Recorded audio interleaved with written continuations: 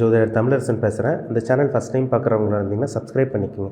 பக்கத்தில் இருக்க பெல் பட்டனை கிளிக் பண்ணிக்கோங்க. ஆளுங்கிற ஆப்ஷன் இருக்கும், அதையும் சூஸ் பண்ணிக்கோங்க. அப்போ தான் நாங்கள் போடுற பதிவுகள் எல்லாமே உங்களை வந்து சேரும். இன்றைக்கி நம்ம இந்த பதிவில் பார்க்க போகிற தலைப்பு புத்தாண்டு ராசி பலன் 2024 காலபுருஷ தத்துவப்படி 3ஆம் ராசியான மிதுன ராசி நேயர்களுக்கு எப்படி இருக்குன்னு பார்க்கலாம். மிதுன ராசிக்காரங்க வந்து பார்த்திங்கன்னா 2020, 21, 22 எந்த ஒரு மிதுன ராசிக்காரங்களும் உங்கள் வாழ்க்கையில் தோல்வி தான் சந்திச்சிங்க, தோல்வி மட்டுமே பார்த்தீங்க. எந்த ஒரு நல்ல விஷயம் உங்கள் வாழ்க்கையில் நடக்க கிடையாது. ஒரு சில பேர்த்துக்கு 100ல் ஒரு பார்த்திங்கன்னா ஒரு 2 பேர் 3 பேர்த்துக்கு நல்லது நடந்திருக்கும். என்ன காரணம்? அவங்க ஜாதகத்தில் நல்ல தசாபுத்தி நடந்து ஜாதகத்தில் சனி நல்ல ஒரு அமைப்பில் இருக்கிறவங்களுக்கு ஓரளவுக்கு நல்லா இருந்திருக்கும். மேக்ஸிமம் வந்து பார்த்திங்கன்னா இந்த 2.5-3 வருஷமெல்லாம் யாருமே நீங்கள் நல்லா இல்லைங்க, அந்த மாதிரி ஒரு வாழ்க்கை தான் வாழ்ந்தீங்க. ஒரு மோசமான ஒரு வாழ்க்கையை வாழ்ந்தீங்கன்னு சொல்லிடலாம். யாருமே ஒரு நல்ல ஒரு தரமான ஒரு வாழ்க்கை வாழவே கிடையாது. கஷ்டத்தில் இருந்தீங்க, கடன் தொல்லையால் இருந்தீங்க, அசிங்கமானப்பட்டீங்க, வேலை இல்லாமல் இருந்தீங்க, மன உளைச்சலால் பாதிக்கப்பட்டீங்க. டிப்ரெஷன், ஸ்ட்ரெஸ்ஸு, டென்ஷன், டார்ச்சர் எல்லாமே அனுபவிச்சிங்க. எல்லாமே உங்கள் வாழ்க்கையில் நடந்தது. ஆனால் இப்போ இந்த பிறக்கக்கூடிய 2024 உங்கள் வாழ்க்கை தலைகீழ மாறும். சரிங்களா? 2.5 வருஷம் 3 வருஷம் எவ்வளோ கஷ்டப்பட்டீங்களோ அதை விட நல்லா இருக்க போகிறீங்க நீங்கள். ஏன்னா இந்த 2024 பிறக்கக்கூடிய இந்த வருடம் பாருங்கள், உங்களுக்கு அமைஞ்ச கிரகநிலைகள்லாம் சாதகமாக இருக்குது. வருட கிரகங்கள் பொதுவாகவே நம்ம வருட கிரகங்களுக்கு முக்கியத்துவம் கொடுத்து பார்ப்போம். சரிங்களா? அதாவது நம்ம புத்தாண்டு பலன், ஏன்னா இந்த வருடம் எப்படி இருக்குது, பொது பலன் அந்த வருடம் வந்து மிதுன ராசிக்காரங்களுக்கு எப்படி இருக்குன்னு பார்ப்போம். அதாவது பொதுவாக எல்லா ராசி, இந்த மிதுன ராசினால எல்லா ராசிக்கும் அப்படி தான் பார்க்குறோம்.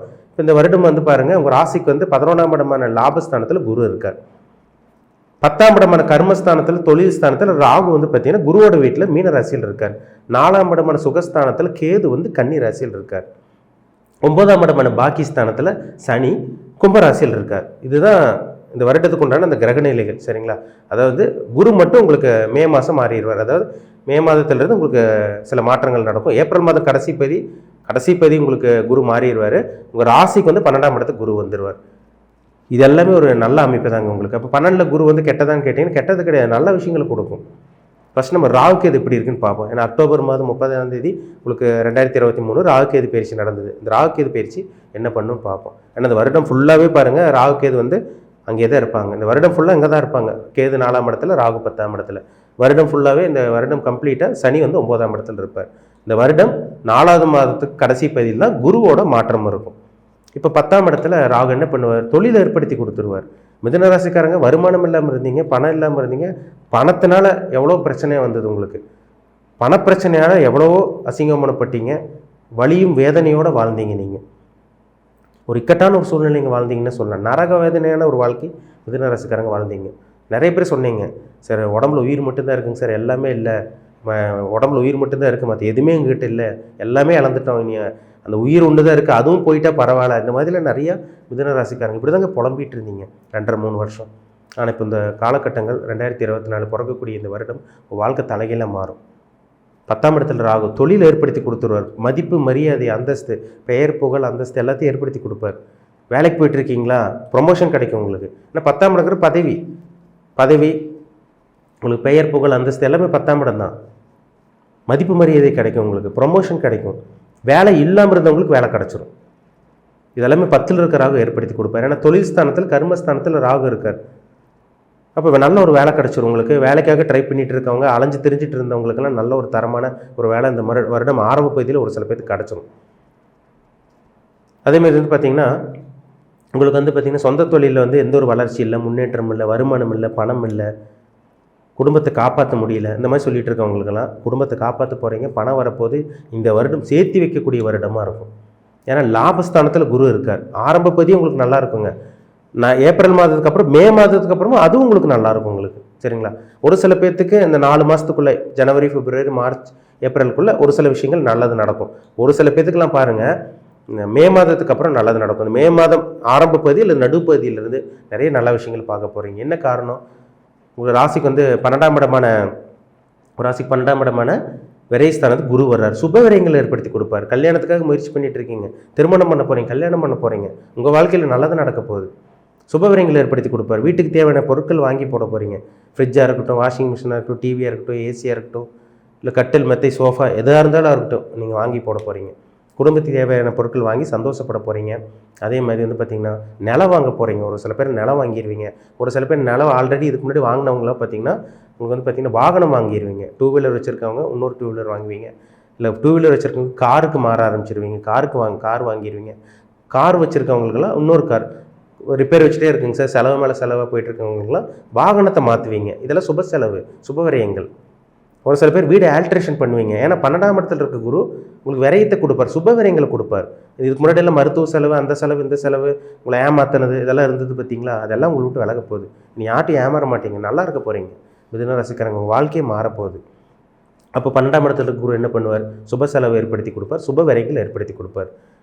சுப விஷயங்களுக்காக மட்டுமே செலவு பண்ண போகிறீங்க. உங்கள் வாழ்க்கையில் நல்லது நடக்க போகுது. அதேமாதிரி வந்து பார்த்திங்கன்னா வெளிநாட்டு பிரயாணம் சக்ஸஸ் ஆயிரும். ஏன்னா பரதேச வாசம் 8, 12ஆம் இடம் மறைஞ்சிருந்து வாழ்கிறது. அந்த இடத்துல ஒரு சுபகிரகம் இருக்குது. இப்போ மறைஞ்சிருந்து வாழக்கூடிய அமைப்பு, இந்த வெளிநாட்டு பிரயாணம் சக்ஸஸ் ஆக போகுது. வெளிநாடு போக போகிறீங்க. வெளிநாட்டு உங்களோட அந்த வெளிநாட்டு கனவு நிறைவேற போகுது. படிக்கிறதுக்காக வெளிநாடு போகலாம், சொந்த தொழில் பண்ணுறதுக்காக போகலாம், வியாபாரம் பண்ணுறதுக்காக போகலாம், கூட்டு தொழில் பண்ணுறதுக்காக போகலாம். இதெல்லாம் உங்களுக்கு டக்குன்னு நடக்கும். இது எப்போ நடக்கும் உங்களுக்கு? இந்த வருடம் உங்களுக்கு மே மாதத்துக்கு அப்புறம் உங்களுக்கு நடக்கும். மே மாதம்னா உங்களுக்கு மே மாதம் ஸ்டார்டிங்லேயே நடந்துடும். ஒரு சில பேருக்கு மட்டும் இந்த ஃபஸ்ட்டு ஜனவரி, பிப்ரவரியில் நடக்க ஆரம்பிக்கும். சரிங்களா?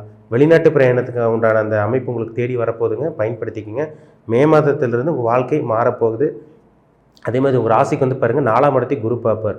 சுகஸ்தானத்தில் குரு பார்க்குறது ஆரோக்கியம் மேம்படும். நிம்மதியாக இருக்க போகிறீங்க. அலைச்சல் திருச்சலெல்லாம் இருந்தது பார்த்தீங்களா, அதெல்லாம் உங்களுக்கு இனிமேல் இல்லாமல் இருக்க போகுது. அதே மாதிரி உங்கள் ராசிக்கு வந்து 8ஆம் இடத்தை குரு பார்க்குறாரு. திடீர் அதிர்ஷ்டங்கள், திடீர் பணவரவு. யாரோ சம்மந்தமேல பணம் கொடுத்துட்டு போவாங்க, அடுத்தவங்க பணம் உங்களுக்கு கிடைக்கும். ஒரு சில பேருக்கு லாட்ரியில் ப்ரைஸ் விழுகும். ஒரு சில பேர் ஷேர் மார்க்கெட்டில் ஜெயிக்க போகிறீங்க. இந்த கிரிப்டோ கரன்சி, இந்த பிட்காயின் எல்லாம் சொல்கிறாங்க பார்த்தீங்களா, இந்த பங்குச்சந்தை, சூதாட்டம், கிரிப்டோ கரன்சி, பிட்காயின், இதில் பணம் கிடைக்கக்கூடிய அமைப்பு, இந்த சமூக ஊடகங்கள் மூலமாக சில பணம் கிடைக்கக்கூடிய அமைப்பு, அடுத்தவங்களோட பணம் கிடைக்கக்கூடிய அமைப்பு, திடீர் அதிர்ஷ்டங்களாக சில விஷயங்கள் நடக்கும். இன்சூரன்ஸ் பணம் கைக்கு வரும். யார்ட்டையும் பணம் கொடுத்துருப்பீங்க, அது திருப்பி வரும். ஏதோ ஒரு மூலமாக உங்களுக்கு பணம் வரும். இந்த வருடம் நல்ல ஒரு வருடம்ங்க. நல்லபடியாக பயன்படுத்திக்கோங்க. 9ல் இருக்க சனி மட்டும் அப்பாவோட உடல் ஆரோக்கியத்தில் கொஞ்சம் கவனமாக இருக்கணும். தந்தையோட உடல் ஆரோக்கியத்தில் கொஞ்சம் பிரச்சனை கொடுப்பார், கொஞ்சம் கவனமாக இருக்குங்க. சரிங்களா? மற்றபடி உங்களுக்கு எந்த ஒரு பாதிப்பு வரக்கு வாய்ப்பே இல்லை. சாதிச்சு காமிக்க போகிறீங்க. 2024 மிதுன ராசிக்காரங்க சாதிச்சு காமிக்க போகிறீங்க. எவ்வளோ இழந்துட்டீங்க, எவ்வளோ தொலைச்சிட்டீங்க வாழ்க்கையை, அந்த திரும்பி நல்ல ஒரு வாழ்க்கையை வாழ போகிறீங்க. பழைய வாழ்க்கையை நினச்சி கவலைப்பட வேண்டாம். அந்த கசப்பான வாழ்க்கையை நினச்சி கவலைப்படாதீங்க. உங்களுக்கு 11ஆம் இடம் மாதிரி லாபஸ்தானத்தில் குரு இருக்கார், 10ல் ராகு இருக்கார். தொழில் அற்புதமாக இருக்கும், அபாரமாக இருக்கும். சரிங்களா? அதனால் இந்த வருடத்தை நல்லபடியாக பயன்படுத்திக்கிங்க. எதிர்பார்த்த வேலையும் உங்களுக்கு கிடச்சிரும். நீங்கள் பண்ணிகிட்டு இருக்க சுய தொழிலும் நல்ல ஒரு நீட்டாக டீசெண்டாக போயிடும். வியாபாரம் பண்ணிகிட்டு இருக்கவங்களுக்கு, விவசாயம் பண்ணிகிட்டு இருக்கவங்களுக்கு, பிஸ்னஸ் பண்ணிகிட்டு இருக்கவங்களுக்கெல்லாம் இந்த வருடம் ஒரு பொன்னான காலகட்டம்னே சொல்லிடலாம். அற்புதமான காலகட்டம்னே சொல்லிடலாம்.